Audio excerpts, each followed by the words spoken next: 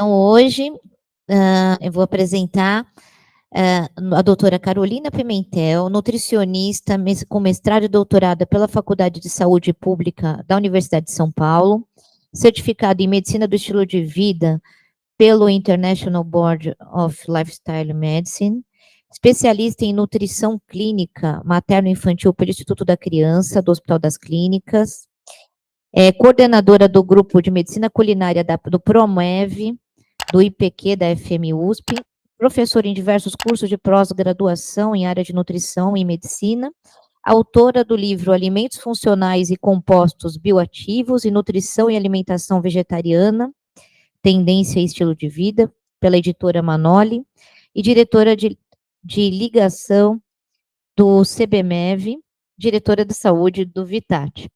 Muito obrigada pela sua presença. Ela vai falar para a gente sobre o que é uma alimentação saudável, focando aí nos adultos e nos idosos.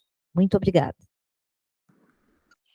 Eu que agradeço o convite, agradeço a oportunidade de conversar com vocês hoje, compartilhar aí os meus conhecimentos na área da nutrição.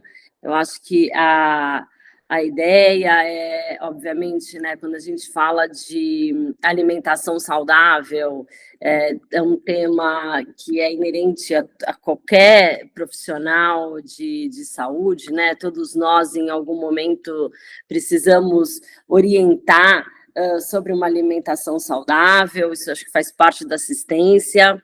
É um tema, né, profundo, com diversas camadas, mas a ideia é trazer para vocês uma visão epidemiológica, né? Uma visão dos estudos populacionais em relação ao que de fato importa quando a gente fala de alimentação, né? A nutrição, a alimentação, ela é uma área cheia de conflitos de interesse, com muitas meias-verdades, né, com muitas informações que não são baseadas em evidência. É lógico que depois a gente pode abrir para uma conversa e discorrer aí sobre os mitos que permeiam o tema, mas, como eu disse, toda a minha fala é baseada em estudos de populações, né, que mostram aí, que dão diretrizes para a gente das principais associações. Bom, eu já fui apresentada e gostaria de começar apresentando, então, para vocês, né, bem nessa linha dos estudos populacionais, os estudos do GBD, que é o Global Burden of Disease. Esse foi publicado em 2018 no JAMA, pelo JAMA, e ele é muito importante para a gente na área da nutrição, porque ele traz, e para a área da saúde, né? Porque ele traz um retrato do consumo global de alimentos por adultos acima de 25 anos. Então, como o planeta está se alimentando hoje em relação aos diferentes grupos de alimentos. Então, nesse gráfico de barras, vocês podem observar que a primeira linha é a média global de consumo. Aqui em destaque, né, a América do Sul, onde nós estamos. Cada gráfico está relacionado a um grupo de alimentos específicos, então aqui a gente pode ver o consumo de gramas por dia de frutas, hortaliças, leguminosas, cereais integrais, sementes e oleaginosas. Quando vocês observam essa linha contínua no gráfico, isso é a recomendação da quantidade diária para cada um desses grupos de alimentos. E a linha pontilhada é a média de consumo do planeta. Então, a gente observa, por exemplo, que tanto para as frutas, para as hortaliças, para as leguminosas, né, que a gente está falando de feijões, todos aqueles alimentos que dão vagem, né, os grãos, os cereais integrais, as nuts, as oleaginosas e as sementes, para todos esses grupos, que eu já imagino que vocês já têm uma conotação saudável, né, do consumo desses grupos de alimentos, para todos eles, a linha pontilhada está atrás da linha da linha contínua, ou seja, identificando que para esses grupos de alimentos nós temos um consumo muito aquém das recomendações. E observem que os principais gaps, né, as principais lacunas, são referentes aos cereais integrais, às oleaginosas e sementes e ao consumo dos grãos. Quando a gente vai para esses grupos de alimentos, né, carne vermelha, carne processada, bebidas açucaradas, aqui a gente está falando de refrigerante, de qualquer bebida adoçada, ácido graxo trans, né, a gordura trans e sódio, agora o contrário acontece. Percebam que a linha contínua, ou seja, a recomendação diária de consumo, está aquém à média de consumo, né, planetária, mostrando então que para esses grupos de alimentos nós consumimos muito além das recomendações. Então, esse cenário não tinha muito como dar certo, né? Quando esse mesmo grupo de pesquisadores faz uma projeção metodológica de qual desses fatores de riscos dietéticos mais contribuem para o número total de mortes no planeta, especificamente atribuídos à dieta, observem que, em primeiro lugar, aparece uma dieta rica em sódio, o que não me chama atenção, mas é preocupante que o segundo fator de risco para esse aumento desse número de mortes prematuras é uma dieta pobre em cereais integrais, seguida de uma dieta pobre em frutas. Então, a gente é muito focado em receber uma informação do que nós não devemos consumir, do que é proibido consumir, né, demonizando aí alguns grupos de alimentos, quanto que, na verdade, a gente precisa focar no que está faltando na nossa alimentação, né, no que nós devemos consumir para ter aí uma proxy de alimentação saudável. Até porque, quando a gente vai para a variável dias perdidos por incapacidade advindas dessas mesmas doenças, e a gente está falando de doenças crônicas, né, as doenças cardiovasculares, o diabetes do tipo 2, alguns tipos de neoplasias, a dieta pobre em grãos e cereais integrais assume a primeira posição. Então, de novo, né, é uma transformação importante que precisa acontecer e eu recomendo a leitura desse documento, ele está em diversos idiomas, principalmente, e também em português, né, que são dietas saudáveis a partir de sistemas alimentares sustentáveis, Alimento, Planeta e Saúde, realizado pela pelo comitê The Eat Lancet. Ali, e frente a esses dados, esse grupo de pesquisadores e consultores da área indicam que para a gente ter uma mudança substancial na dieta, é preciso dobrar o consumo de grãos, cereais, frutas, hortaliças, oleaginosas, né, como as nozes e sementes, ou seja, duplicá-lo. E o consumo de alimentos como carne vermelha e açúcar precisa ser reduzido em mais de 50%. É uma questão de abrir espaço no prato, né?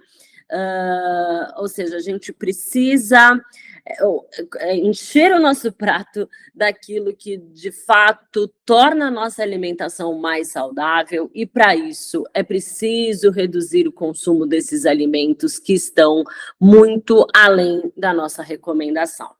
Por isso, o posicionamento é que uma dieta rica em alimentos de origem vegetal confere benefícios não só à nossa saúde, mas também ao meio ambiente. Vocês vão me escutar falar em diversos momentos sobre o padrão de dieta plant-based, né, ou plant-based diet.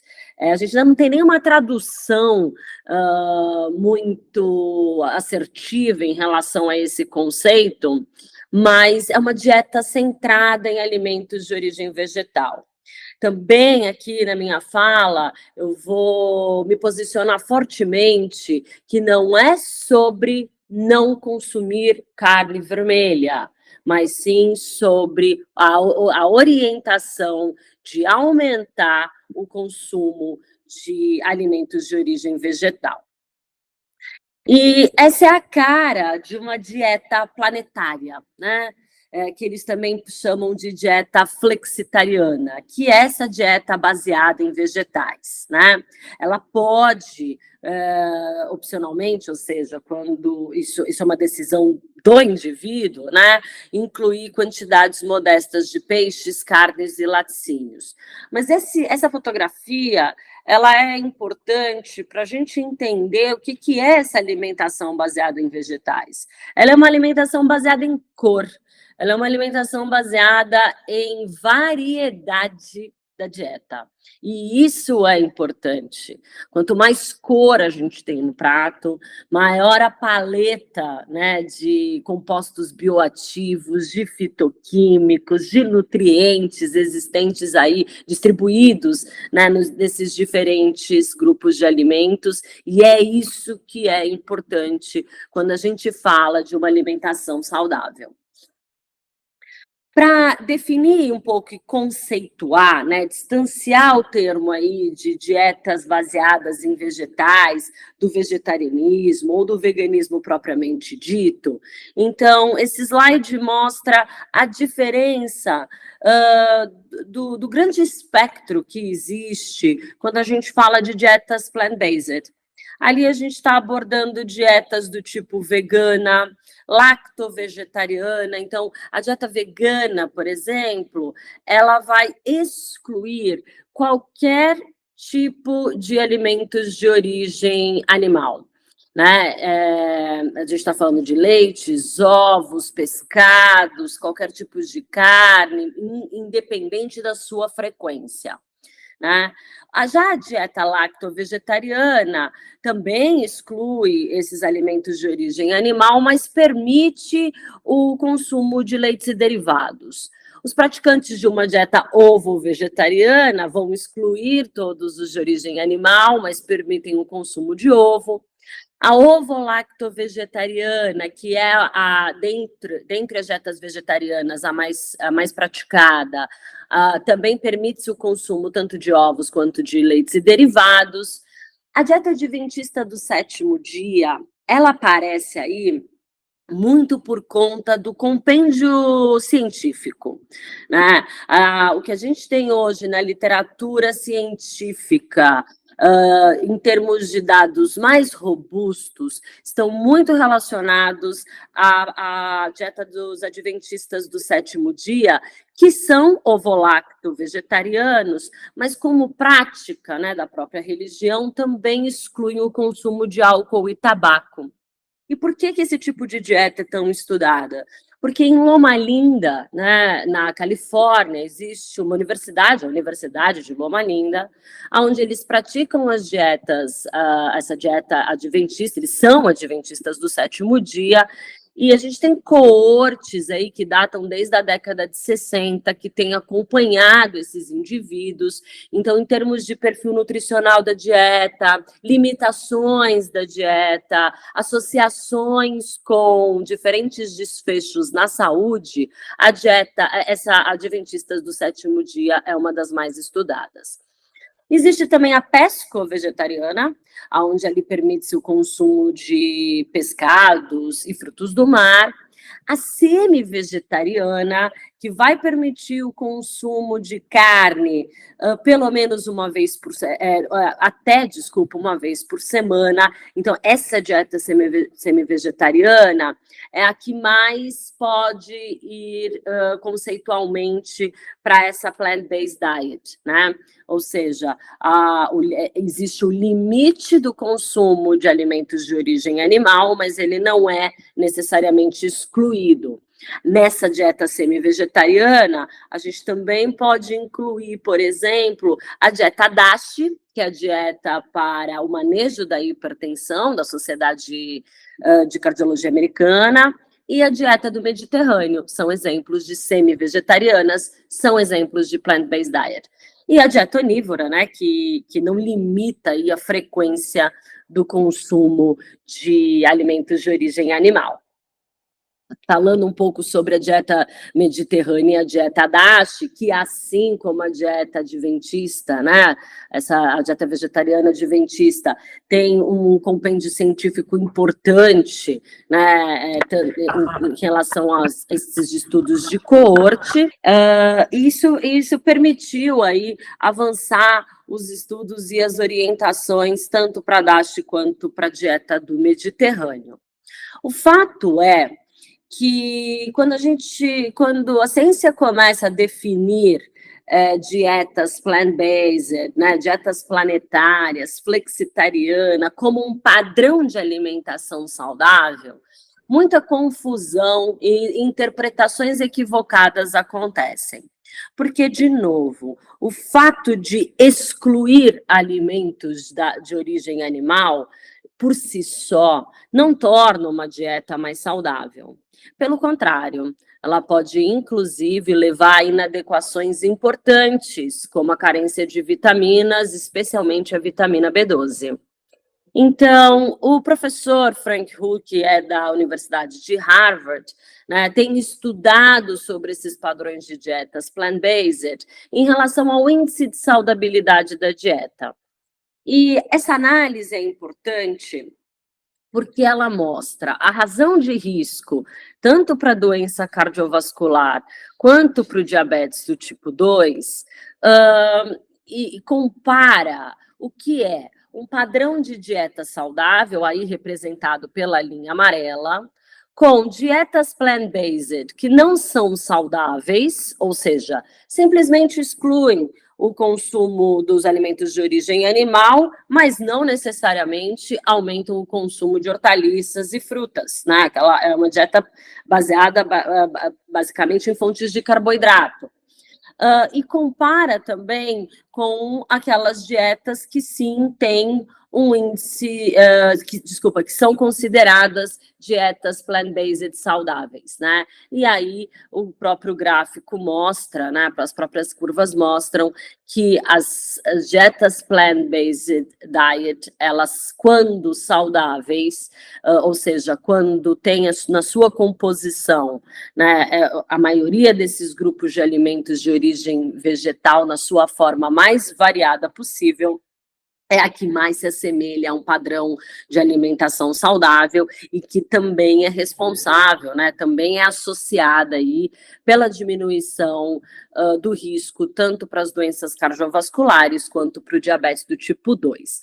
Então, a partir desses posicionamentos, esse padrão de dieta ganha força, né, nos eventos científicos, ganha força em relação a dados e associações, e hoje, né, tem sido abordada como o padrão de dieta mais saudável.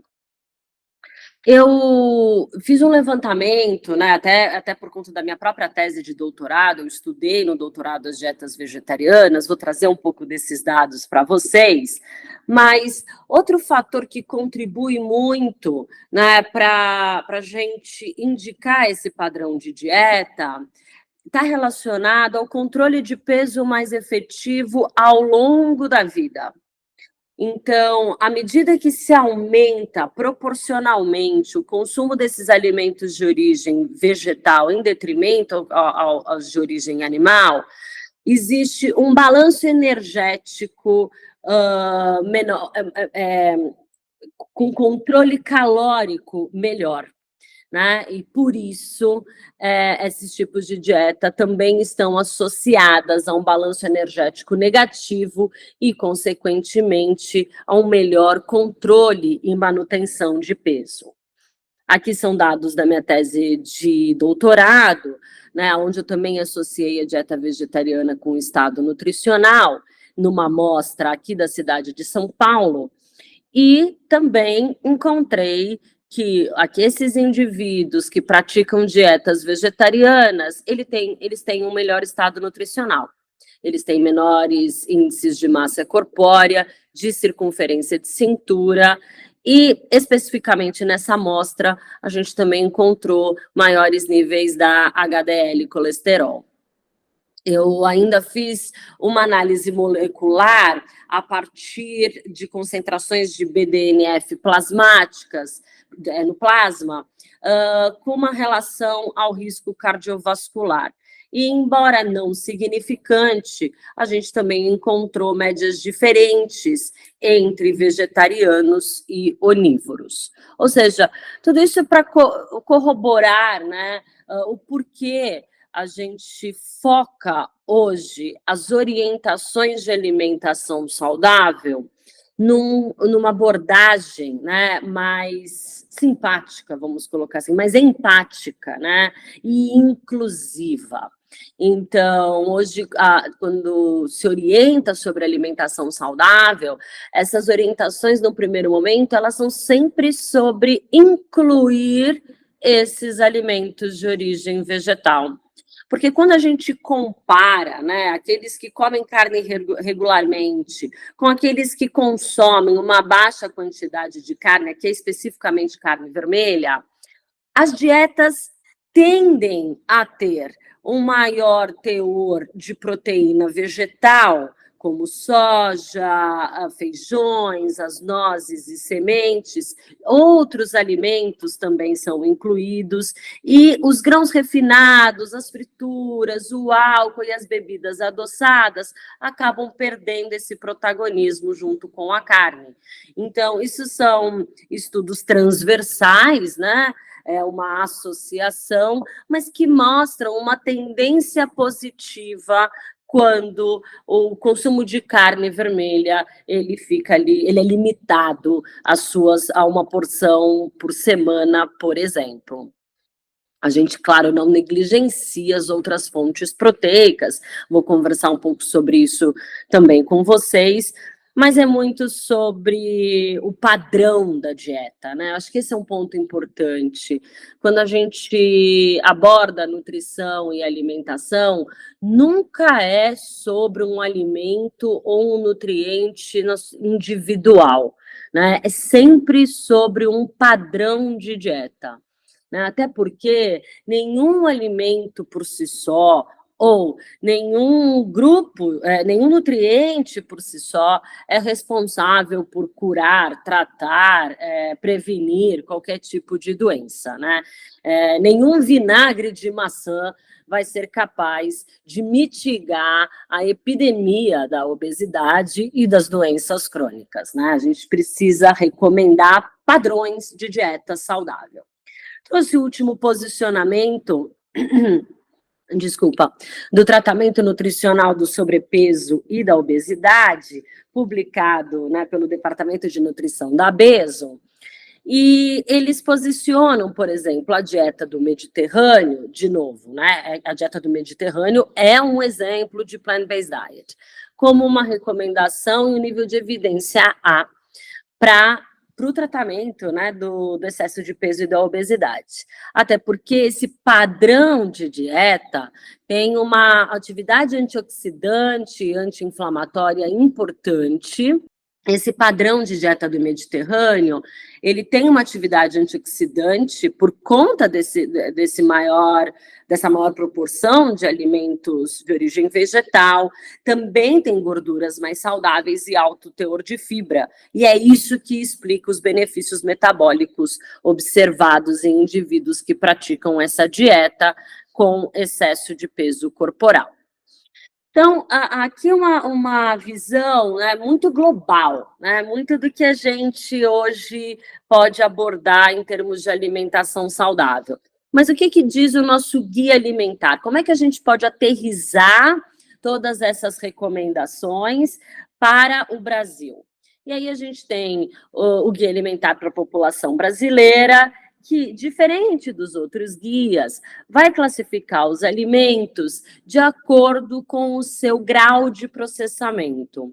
O guia alimentar para a população brasileira, ele é muito elogiado aí, né, ao redor do mundo, existem críticas importantes, mas o fato é que também classificar esses alimentos por graus de processamento acaba por beneficiar, é claro, e por promover os alimentos na sua forma mais in natura.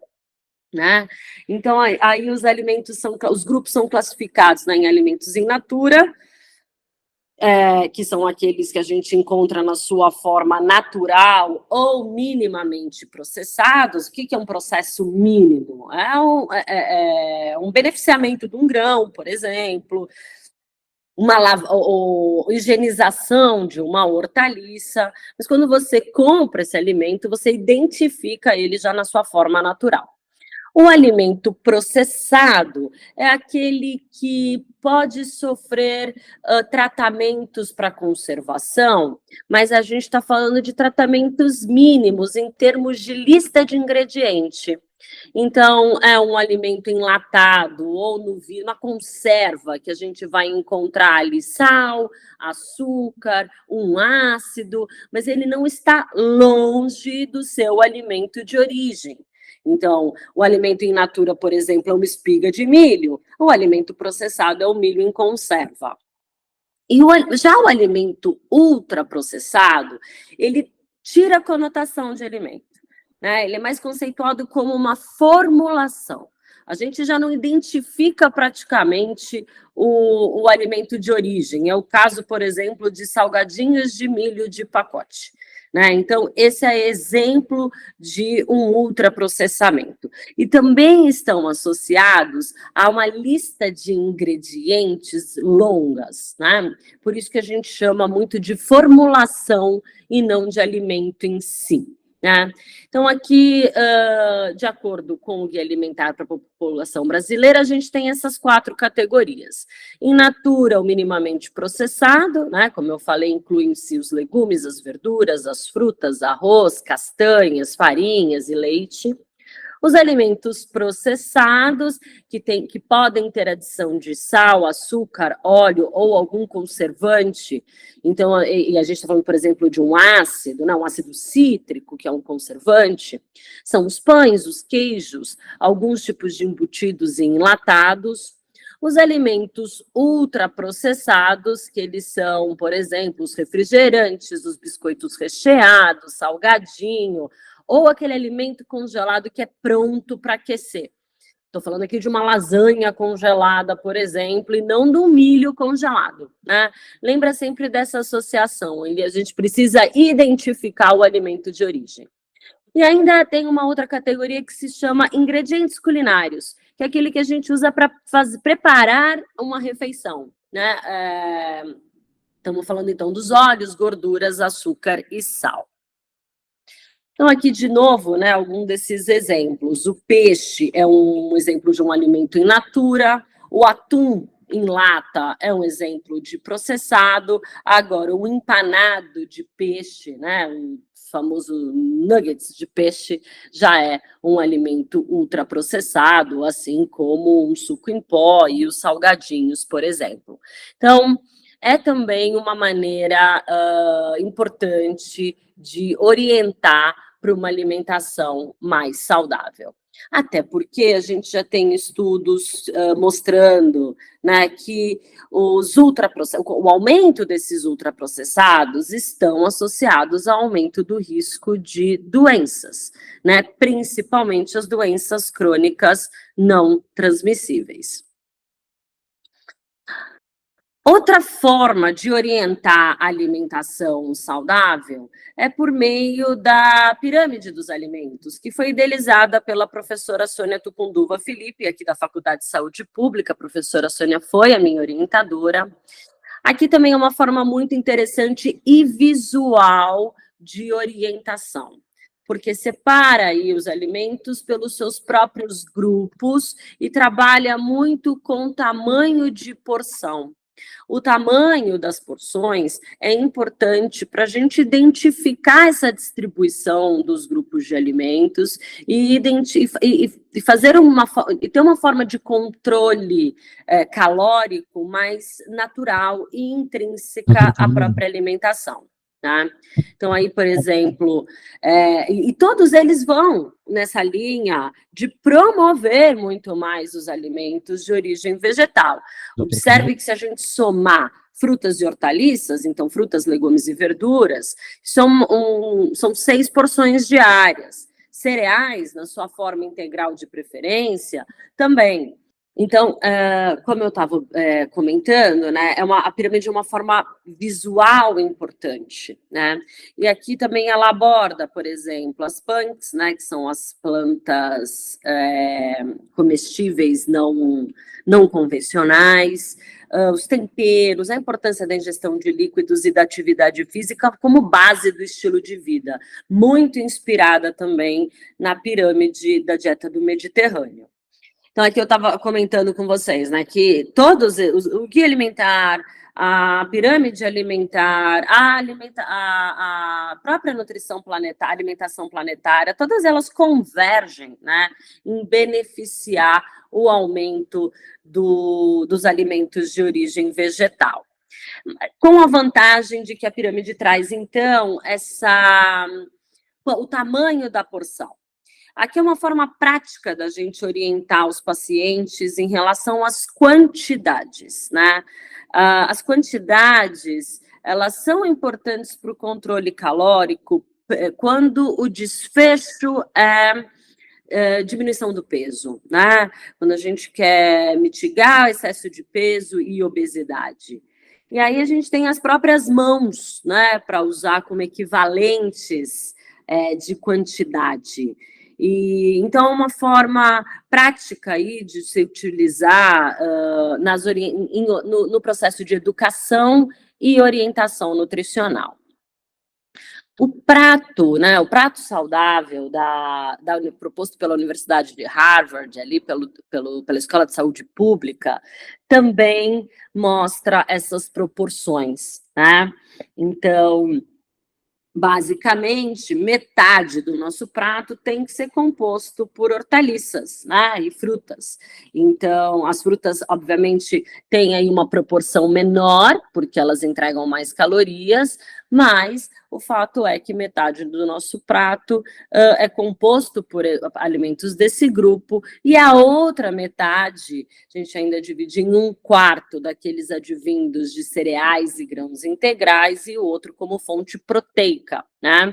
Você vê que nessa proposta de alimentação saudável, não necessariamente ele vai excluir a carne vermelha, mas ele dá preferência às carnes magras, às carnes brancas, como peixes, frango e feijões e nozes, e limitar aí o consumo de carne vermelha e evitar os embutidos. Os embutidos hoje são classificados aí como um grupo de alimentos com alto fator de risco para o desenvolvimento de alguns tipos de neoplasia, por exemplo.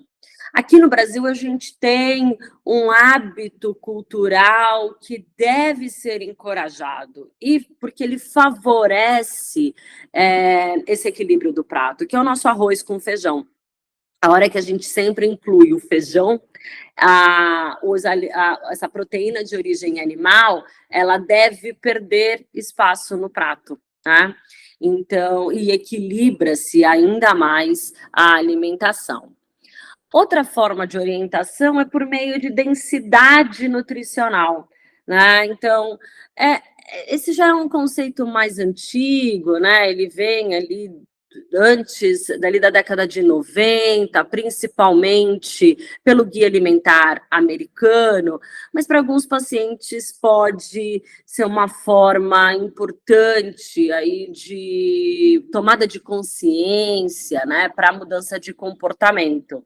Então, é quando a gente compara, por exemplo, diferentes alimentos em suas quantidades, né? Olha, como vocês podem ver aqui, um pacote de chips, né, que corresponde praticamente a uma refeição completa, né?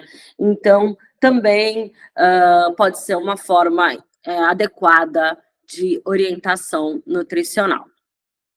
Quando a gente segue as recomendações nutricionais, e aqui eu estou usando como padrão da dieta do Mediterrâneo, porque, de novo, né, ela converge aí com todas as outras orientações, a gente vai ter aí, para cada refeição principal, 1, 2 porções de fruta. O que vai delimitar isso?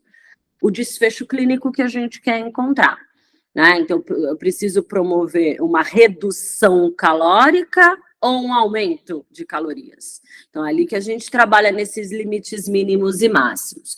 Agora, as hortaliças, as verduras, são sempre mais do que 2 porções, porque a gente tem aqui uma baixa densidade energética e uma alta densidade nutricional. Cereais também, de 1 a 2 porções por refeição. O azeite de oliva como a principal forma de gordura, mas obviamente eu estou falando no contexto da dieta do Mediterrâneo. Aqui para a nossa realidade, a gente vai orientar o óleo de soja, que é o mais acessível, em detrimento a uma gordura de origem animal, né? Diariamente, aí, porções de leites e derivados, castanhas, sementes, azeitonas são utilizadas também naquela região, as leguminosas, né, os feijões, e sempre o uso de ervas aromáticas e temperos para reduzir a quantidade de sal.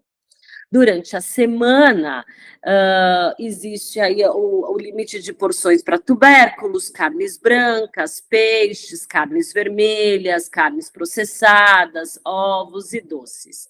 E no contexto da dieta do Mediterrâneo, o vinho é utilizado como a bebida alcoólica, né? E ali o vinho é utilizado com moderação, mas sempre num contexto social, sempre no contexto de refeições compartilhadas.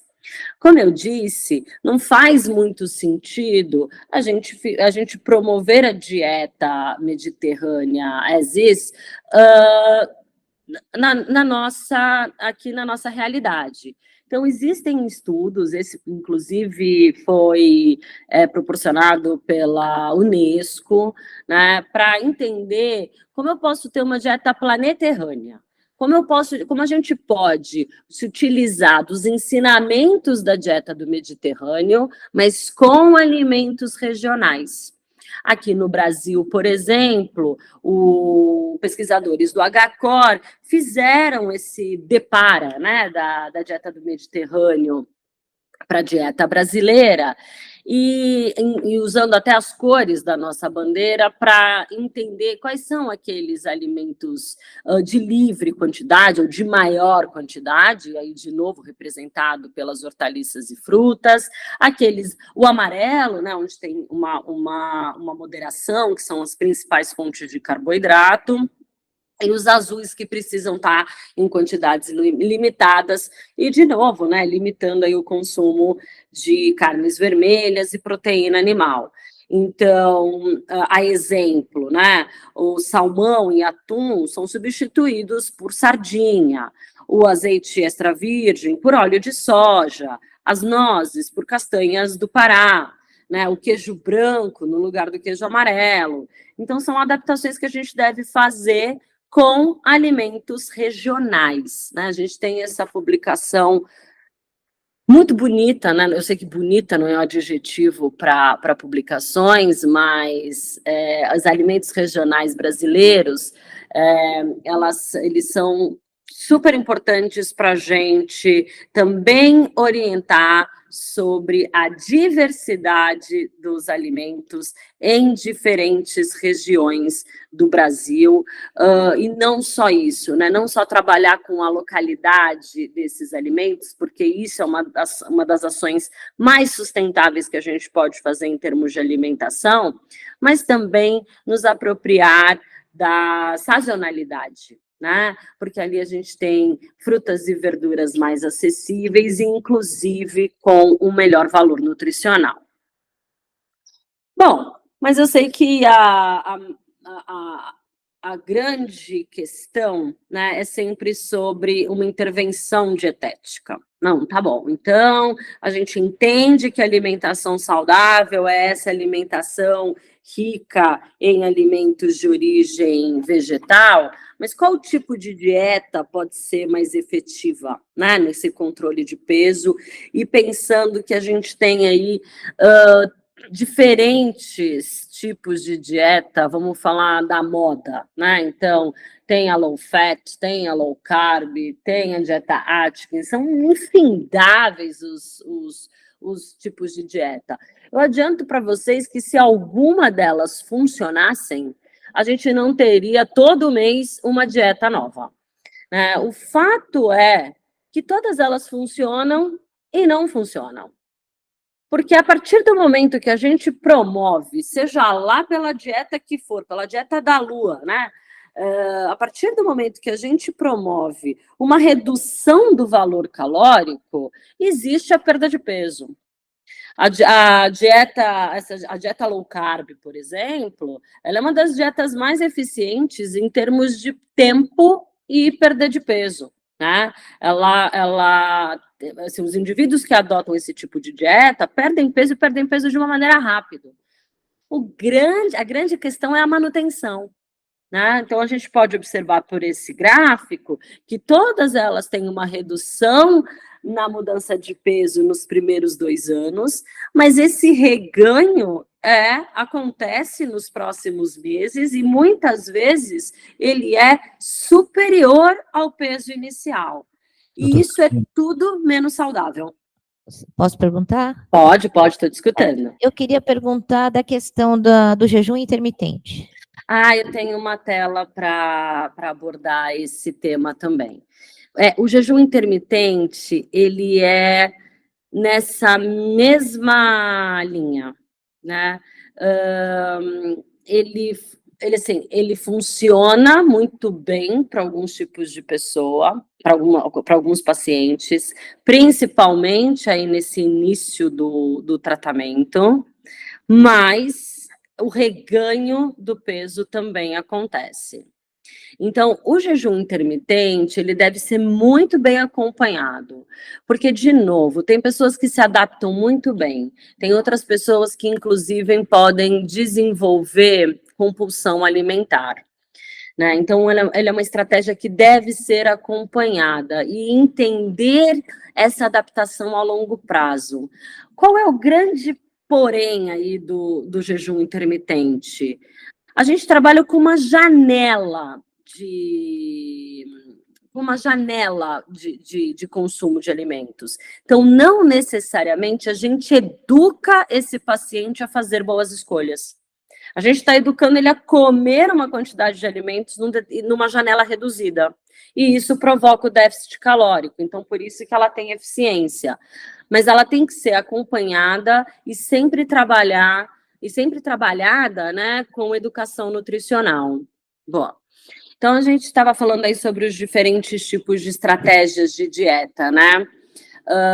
O que importa, na verdade, é uma redução calórica, né? Quando o desfecho é a perda de peso, mas quando a gente pensa em se essa dieta é low carb ou se essa dieta é low fat, quando o desfecho é a mortalidade em adultos, e esse estudo é americano, né, com base nos estudos populacionais americanos, o que importa aqui é a qualidade do carboidrato e a qualidade da dieta. Então, a gente está falando de carboidrato, de um alimento cuja matriz é íntegra e de gorduras de origem vegetal. Por quê? Porque elas são insaturadas. Em relação a ganho de peso e a incidência de doenças crônicas, esse último estudo mostrou que o ganho de peso durante a vida adulta, ele é associado a um risco significativamente maior de doenças crônicas, e isso diminui a chance de um envelhecimento saudável. Então, a gente pode observar aqui, né, que conforme o IMC, ele ultrapassa a faixa da eutrofia, a incidência da razão de risco, né, para essas doenças crônicas aumentam de forma significativa. Aqui a tela sobre o jejum intermitente que vocês perguntaram, né? Então, essa é uma revisão importante publicada no New England, no Jornal de Medicina em 2022, que eles concluem que entre os pacientes com obesidade, a gente restringir o tempo de alimentação não traz mais benefícios na redução do peso corporal, da gordura corporal ou dos riscos metabólicos, quando comparado à restrição calórica diária. Então, de novo, o jejum intermitente, ele é uma estratégia para promover essa redução calórica diária. Com esses pontos importantes, ele precisa vir acompanhado de uma educação nutricional, ou seja, ele precisa vir acompanhado de uma qualidade da dieta para ter um efeito importante na saúde. Em relação ao consumo alimentar e o risco de doença cardiovascular, e aqui eu queria trazer para vocês, mas, então, só continuando, né, essa próxima tela são estudos que apoiam aquele nosso discurso que não é só sobre a redução do consumo, não é sobre a exclusão do consumo da carne vermelha, mas é sobre a redução a quantidades que tornem essa alimentação mais saudável. Então, quando a gente olha os estudos, por exemplo, que vão associar o consumo de proteínas por diferentes fontes alimentares em relação à mortalidade total, então, como a gente pode observar, substituir carne vermelha por salame, né, que são as carnes processadas, não tem efeito significativo na nossa saúde, pelo contrário, ele aumenta ainda o risco de mortalidade total. A gente começa a encontrar uma redução no risco da mortalidade, daí de novo, né, na nutrição a gente tem estudos de associação. A gente consegue encontrar essa redução do risco a partir do momento que se substitui a carne vermelha por peixes, aves, mas principalmente por proteínas de origem vegetal. Pode passar. Obrigada. Em relação a esse mesmo assunto, então, a gente tem outras publicações que mostram que o consumo de meia porção de carne vermelha total por dia não vai influenciar de maneira significativa no perfil lipídico. Mas, gente, meia porção de carne vermelha por dia são 40 gramas de carne vermelha por dia. Então, vocês imaginam que 100 gramas de carne é um bife do tamanho da palma da nossa mão sem os dedos. Aí cada um tem a mão que merece, né? Mas 40 gramas, então, daria um pedaço mínimo, né, de carne. Então, assim, fica muito distante quando a gente faz essa orientação em termos de alimentos. Por isso que a ideia é diminuir a frequência, porque quando a gente vai somando esses 40 gramas por dia, né, dá até para ir para um churrasco uma vez por mês. Então, é sobre esse equilíbrio e a forma como a gente orienta em medidas de consumo usuais, né? Mas, pode passar, por favor?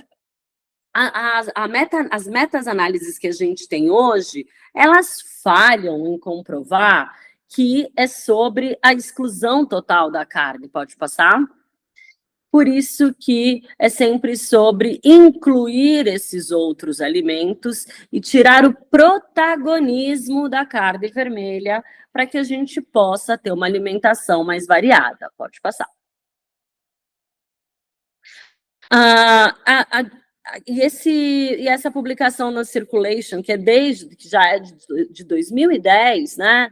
Ela comprova isso, né? Então, quando se substitui carne vermelha por frango, por peixes, né? A gente tem aí uma redução do risco para doença cardiovascular, mas isso é muito maior quando essa substituição é feita por proteínas de origem vegetal. A gente está falando de nuts, né, de oleaginosas, mas principalmente de feijões. Pode passar.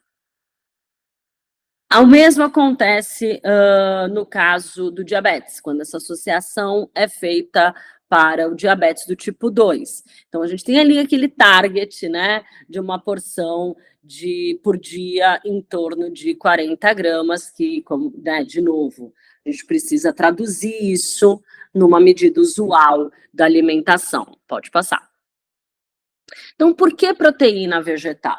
Por que a gente tem que enfatizar que uma alimentação saudável é rica em vegetais, mas por que a gente nunca pode despriorizar as proteínas? E aí, no envelhecimento, isso vai ficar cada vez mais claro. Porque a gente tem um aumento de cada aumento de 3% no consumo diário de proteína vegetal está associado a uma redução de 5% no risco de morte prematura por todas as causas. E quando essa ingestão de proteína vegetal, ela isolada, ela está associada aí a um risco 8% menor na mortalidade geral e 12% menor no risco de mortalidade por doenças cardiovasculares. Então, é uma orientação simples, que é do nosso hábito e que pode promover efeitos importantes na nossa saúde. Pode passar. As proteínas vegetais, quando a gente olha para a matriz do alimento, né? Quando eu olho para o grupo de alimentos que é fonte de proteína vegetal, então a gente está falando de novo dos feijões, ervilha, grão de bico, lentilha, soja. Ali a gente não tem só proteína vegetal. Ali a gente tem uma matriz complexa, que também é rica em fibras, em fitoquímicos e antioxidantes e em gorduras insaturadas, né? Ou seja, todos os nutrientes que são associados a desfechos positivos na saúde metabólica. Pode passar. Aqui é exemplo, né, do porquê se recomendar o mamão, né, que é mais ou menos 30 gramas de oleaginosas e sementes diariamente, né?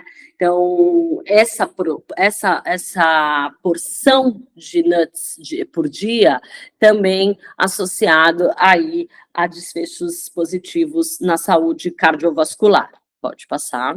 E, de novo, né? A gente precisa adaptar as nossas realidades. Aqui eu estou mostrando para vocês macadâmias, castanhas, amêndoas, né? Então a gente reduz o risco de doença cardiovascular e vai à falência. Não é esse o objetivo. Né? A gente pode utilizar alimentos regionais, sementes, as compras a granel, que tornam esse custo-benefício muito mais interessante. Pode passar, por favor. Em relação às fibras, né? Então, acho que eu quis contextualizar bem esse universo do porquê a gente, em alimentação saudável, priorizar esses alimentos de origem vegetal, por que priorizar a proteína vegetal e em relação às fibras, né? Então, aqui, esse estudo é de 1997, ele foi um marco importante na nutrição, porque mostrou que entre mulheres, o risco relativo para o diabetes do tipo 2, ele é 2,5 vezes maior entre o grupo de mulheres que tem o menor consumo de fibras de cereal e uma dieta de alto índice glicêmico. Né? Aí traz à tona a importância de a gente enfatizar o consumo de fibras. E as fibras estão nos cereais integrais, nas hortaliças e nas frutas, justamente nesses grupos de alimentos. Pode passar, por favor? E para isso a gente tem, né, estudos prospectivos de coorte, seguidos de meta-análise, que mostram a proporção desses carboidratos. Isso foi uma resposta científica a essas dietas low carb, né? Porque uma vez que a gente diminui muito a quantidade de carboidrato da dieta, obviamente que a gente está aumentando a quantidade de proteínas e gorduras. Quando a gente traduz isso em alimento, proteína e gordura está numa matriz de origem animal, porque são nesses alimentos como carnes, leites, peixes, ovos, que a gente tem a maior proporção de proteína e gordura. E isso não funciona. Observem que a curva assume esse formato de U, né, mostrando que uma dieta saudável, uma alimentação saudável, tem que ter por volta ali de 50% a 60% de carboidrato. Né? Até porque níveis muito altos de carboidrato na dieta também não quer dizer que essa alimentação é saudável, porque não, esse nível alto de carboidrato não são advindos desses alimentos, mas sim de carboidratos refinados e açúcares. Bom, pode passar? Então, no fim, né, eles entendem qual é o papel, pode passar, por favor? Qual é o papel do consumo dessas fibras em diferentes desfechos, na mortalidade total, na incidência da doença coronariana, no diabetes do tipo 2 e na incidência do câncer coloretal. Então, esses efeitos benéficos protetores das fibras, principalmente no diabetes do tipo 2 e no câncer do colo retal. Pode passar. E aqui um overview, né, de qual é o mecanismo de ação dessas fibras no nosso metabolismo. Então, desde o momento em que a gente tem refeições ricas em fibras, isso promove um atraso no esvaziamento gástrico, né? As fibras, elas têm essa capacidade de formar, principalmente a fibra solúvel, ela tem a capacidade de formar gel em contato com a água. E é isso que modifica essa camada estacionária de água, atrasa o esvaziamento gástrico, e com isso a gente diminui a absorção de glicose, ácidos graxos livres, reduzindo a resposta glicêmica e insulínica. Esse atraso no esvaziamento gástrico também aumenta o tempo de saciedade. Então, por isso que é uma estratégia importante no controle de peso. Por outro lado, essas fibras, quando chegam no colo intestinal, elas são fermentadas pela nossa microbiota intestinal. E isso aumenta a produção de ácidos graxos de cadeia curta, então butirato, propionato, por exemplo, que servem de energia para os próprios colonócitos, o que garante o trofismo intestinal, diminui o pH do cólon, que também melhora a absorção de nutrientes, a exemplo do cálcio. E em termos de funcionamento do intestino, essas fibras aumentam a captação de água também no bolo fecal e diminuem o tempo de trânsito intestinal, diminuindo aí o contato com substâncias tóxicas.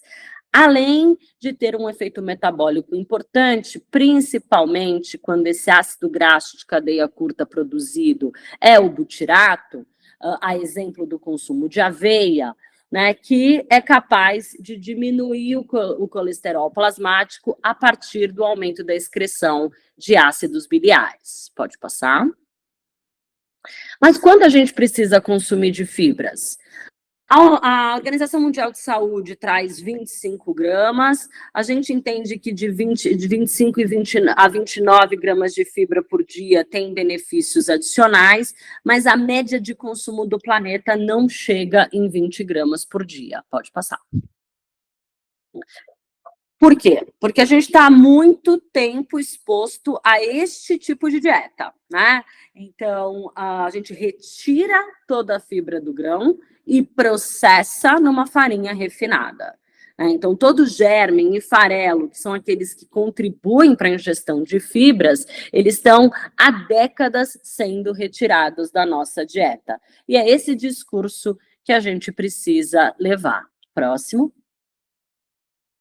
Quando a gente vai agora para os nutrientes gordura, também a literatura é muito clara em mostrar que o aumento do risco, principalmente para mortalidade total e doença cardiovascular, está relacionado ao consumo de gordura trans. A gordura trans praticamente não acontece naturalmente na dieta, ela é a gordura hidrogenada que vai ser adicionada em produtos de panificação e na indústria.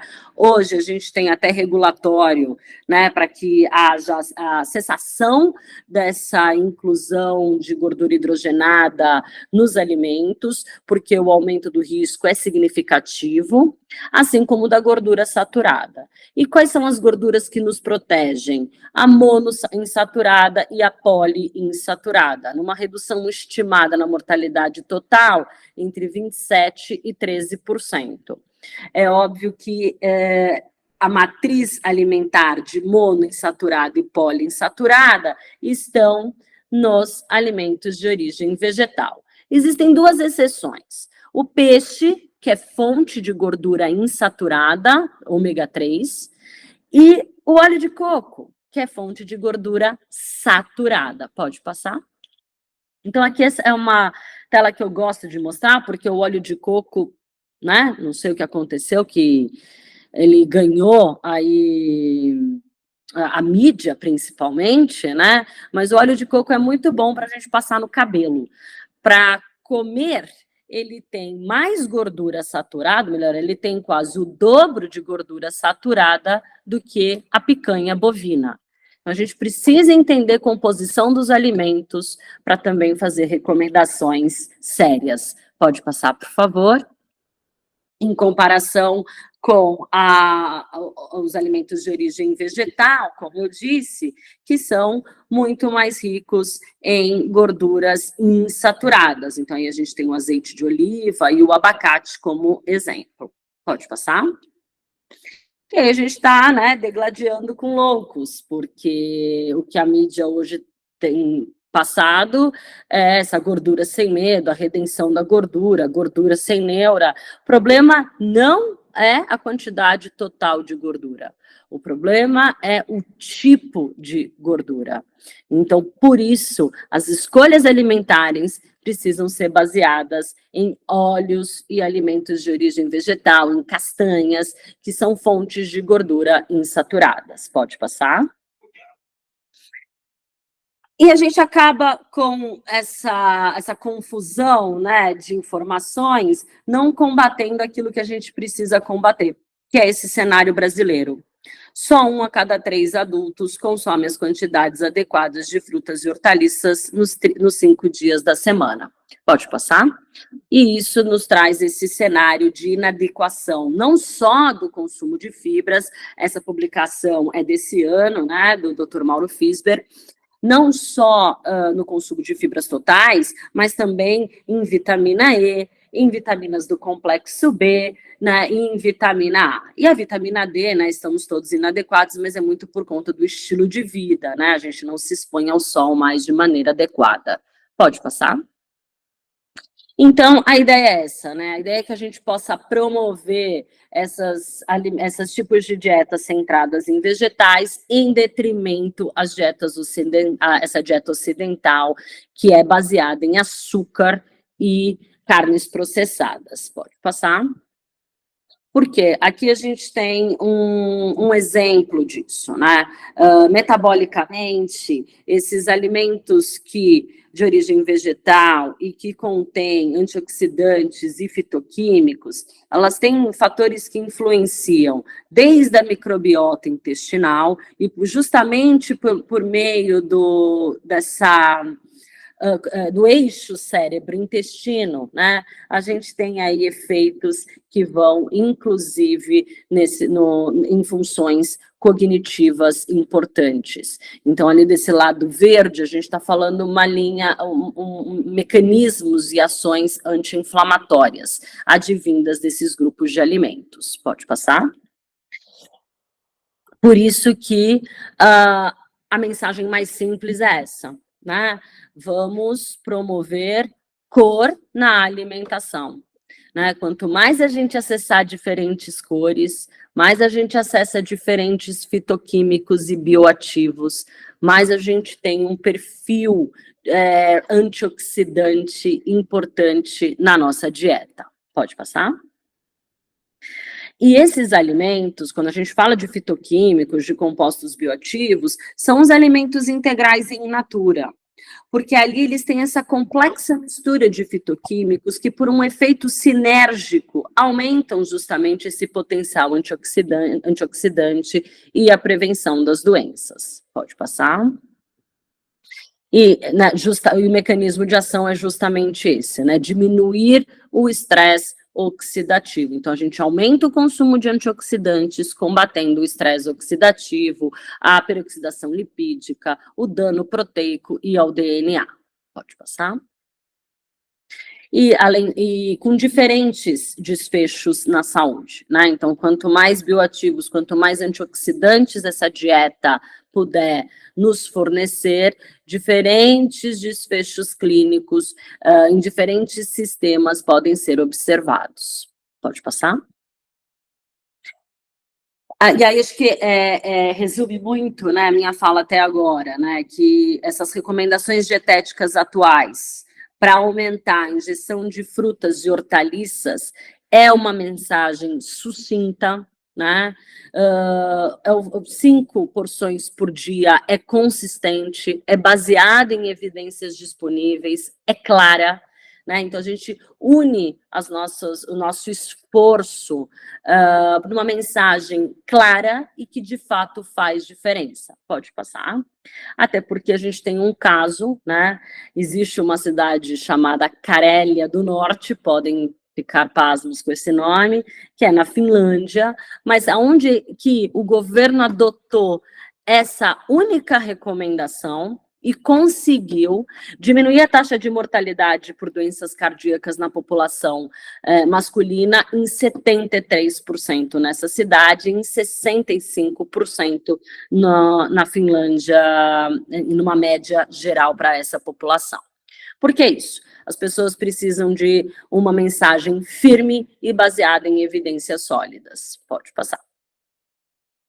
E, para a gente resumir, uma alimentação saudável é uma alimentação que é pobre, né, muito limitada e quase ausente em gordura trans, bem limitada em amido refinado, né, e açúcares, quantidades adequadas de carboidrato, e, além disso, aquilo que promove a redução do risco, principalmente da doença cardiovascular, que é a doença que mais mata os adultos atualmente, né? Que são os óleos vegetais e insaturados. Então, a gente deve promover essas escolhas alimentares. Qual é o óleo melhor? Qual é o azeite melhor? É aquele que a gente tem acesso, né? E se a gente tem acesso, também é importante variar os tipos de azeites e óleos, porque a variedade da dieta é um fator de saudabilidade importante. E ali ficou meio apagadinho, mas a gente enfatizando sempre cereais e grãos integrais.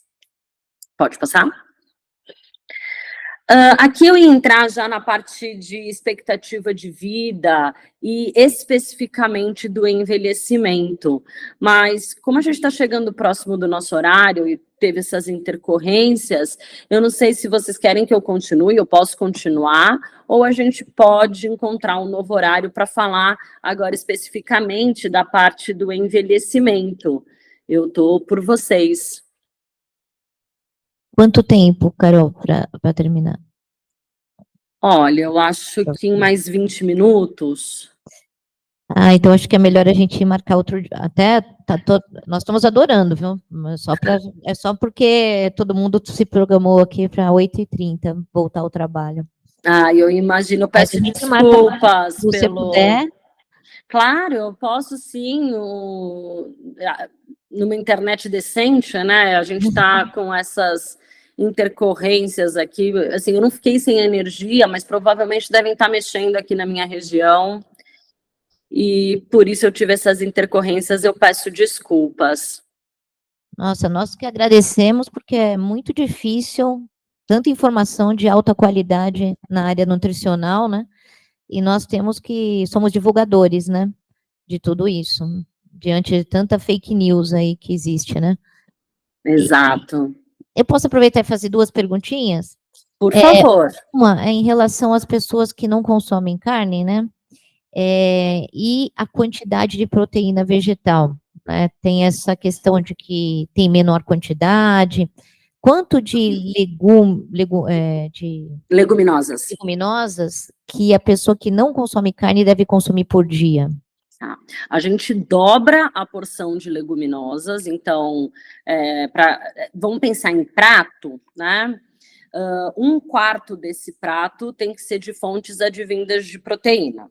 Se a pessoa come carne, o ideal é que esse um quarto seja dividido na metade. Então, eu vou ter ali 1/8 de feijão, 1/8 de carne, né? Lembra que a gente quer tirar o protagonismo, mas, se não for o caso, não excluir. Naqueles que optam por excluir as carnes, essa quantidade de proteínas vegetais ela é dobrada. Então, ela deve compor aí um quarto total do prato. Mas a gente tem que fazer estratégias, porque só isso não fica suficiente.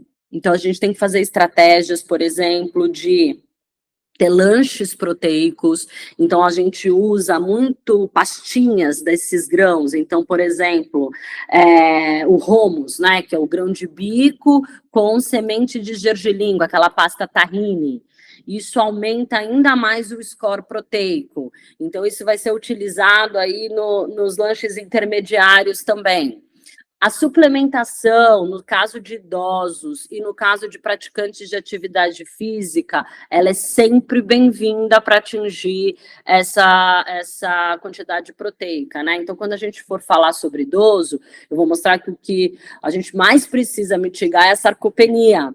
E para isso eu tenho que ter quantidades adequadas de proteína, né? Então a gente precisa dobrar esse consumo de proteínas vegetais, distribuir ao longo do dia, porque proteína é por dose, em torno aí de 25 gramas por refeição. Então não adianta, por exemplo, eu ter uma refeição com 80 gramas de proteína.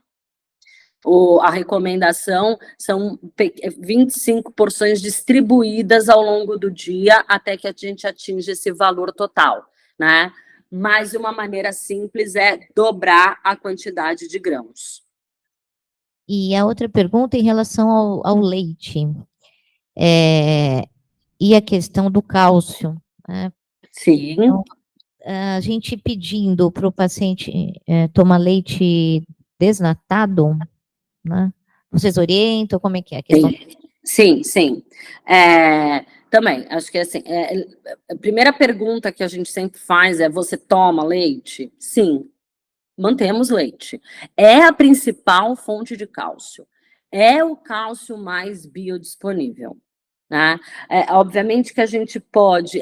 Os estudos mais recentes, eles têm apontado que dentro das porções diárias, que é de 1 a 2 porções de lácteos por dia, então eu estou falando de leites e derivados, nem necessariamente precisa ser desnatado. Porque essa gordura do leite, que ela é saturada, mas dentro dessas porções ela fica na sua quantidade adequada, promove inclusive mais saciedade. Então eu tenho um controle energético também importante, né? É claro que eu não estou falando daqueles que de fato têm intolerância à lactose ou alergia à proteína do leite. Nesse caso a gente precisa excluir ou utilizar as versões sem lactose. Mas na população em geral, aqueles que toleram bem e têm como parte do consumo leites e derivados, a gente mantém esse de 1 a 2 porções, inclusive para garantir a quantidade de cálcio. E na pós-menopausa aumenta? Na pós-menopausa, aí a gente precisa entender, assim, na minha experiência, eu sempre, principalmente com cálcio, eu prefiro trabalhar com alimentação. A suplementação de cálcio, ela não é fácil. Ela tem que ser afastada de todos os outros suplementos. Isoladamente, ela precisa estar, ela também não tem muito efeito, ela precisa estar combinado ali com a vitamina D e com o magnésio. né? Mas ela causa efeitos adversos importantes, como constipação e outros sintomas. Mas, se não for possível atingir o cálcio pela dieta, aí a gente precisa complementar. Mas hoje a gente também tem suplementos nutricionais mais completos, né, que acabam, eu tenho essa tela também depois para mostrar para vocês, que acabam por suprir essas lacunas de inadequação. Agora a gente precisa fazer análise da dieta, de sinais e sintomas e de exames clínicos, né, para chegar aí a um diagnóstico do como e quanto suplementar. Joia. Muito obrigada, Carol. Eu já queria te convidar para falar sobre os idosos para a gente em 2025. Não, já está aceito. Eu Excelente. peço desculpas por todo esse. Imagina, foi um prazer, viu? O prazer foi meu. Quem sabe da próxima vez a gente não faz ao vivo, que daí não terá esse tipo de problema. Tá, joia, combinado. Obrigada, obrigada a todos pela atenção. Eu vou colocar o meu e-mail aqui e eu fico à disposição para qualquer dúvida e compartilhamentos.